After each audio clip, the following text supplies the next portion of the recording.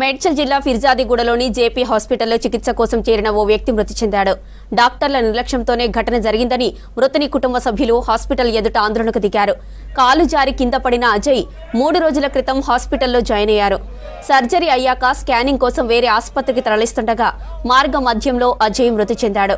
దీంతో కుటుంబ సభ్యులు ఆందోళనకు దిగారు. యాజమాన్యాన్ని నిలదీయడంతో అక్కడి నుంచి డాక్టర్లు వెళ్లిపోయారు.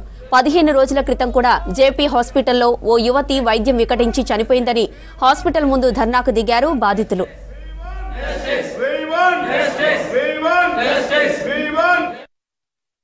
3 రోజుల ముందు అజయ్ అనే ఒక అబ్బాయి ఈ బాత్రూంలో కళ్ళు తిరిగి పడిపోవడం జరిగింది. ఈ దగ్గరలో ఈ హాస్పిటల్కు జేపీ హాస్పిటల్కి తీసుకురావడం జరిగింది. జేపీ హాస్పిటల్లో మేనేజ్మెంట్ తలలో బ్లడ్ గడ్డగట్టిందని ఆపరేషన్ చేయాలని ఆపరేషన్ చేసి ఇక ఎలాంటి మల్టీ స్పెషల్ హాస్పిటల్ పెట్టి ఎలాంటి సౌకర్యాలు లేకున్నా ఎక్స్రే కూడా లేకున్నా ఇది వేరే హాస్పిటల్కు ఎక్స్రే చేపించి ఆపరేషన్ చేయడం జరిగింది. ఆపరేషన్ చేసి లక్షల డబ్బుల కోసము డబ్బులు గుంజడం కోసమే ఈ హాస్పిటల్ ఏర్పాటు చేశారు.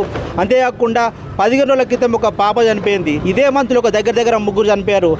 ఈ అబ్బాయికి ఆపరేషన్ చేసిన తర్వాత ఒక 24 అవర్స్ 48 అవర్స్ కదలకుండా పెట్టాలి. అలాంటి వ్యక్తిని ఐసీయూలో పెట్టాలి. అలాంటి వ్యక్తిని వేరే హాస్పిటల్కి ఎక్స్రే తీసుకోవడానికి వెళ్ళి హాస్పిటల్ మేనేజ్మెంట్ డాక్టర్లు ఎలాంటి అనుభవం లేకున్నా ఎక్స్పీరియన్స్ లేకున్నా దొంగ సర్టిఫికేట్లు తీసుకొచ్చుకొని వీళ్ళు డాక్టర్లు అయి ఆ అజయ్ అనే మా మిత్రుడిని చంపడం జరిగింది. ఇమ్మీడియట్లీ మేనేజ్మెంట్ వచ్చి ₹1 కోటి వాళ్ళకు కుటుంబానికి ఇవ్వాలి, వాళ్ళకు నష్టపరిహారం ఇవ్వాలి, వాళ్ళ కుటుంబానికి ఆదుకోవాలి. ఓయి నుంచి చాలామంది విద్యార్థులు వస్తారు. ఇది పెద్ద కాకముందే మేనేజ్మెంట్ వాళ్ళకు న్యాయం చేయాలని, లేకపోతే ఇక్కడనే టెంట్ వేసి మేము ఇక్కడనే ధర్నా చేస్తామని సందర్భంగా